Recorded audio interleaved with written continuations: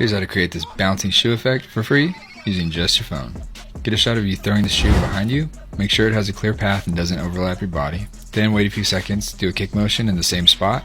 Change your outfit, get a second shot of you doing the same kick motion. You can also click the button below to edit with me while you watch this video. Open those clips into CapCut. To create our background layer, at the beginning of the first clip, tap freeze. Then go to the point right when the shoe touches the ground. Tap split. Then go to the point right when you throw the shoe. Tap split. With this section selected, tap copy to duplicate. Tap reverse. Go back to the freeze frame at the beginning. Tap overlay to drop it down a layer. Tap mask. Then choose split to cover up the left side of the frame. Go to the cutout section of the throw.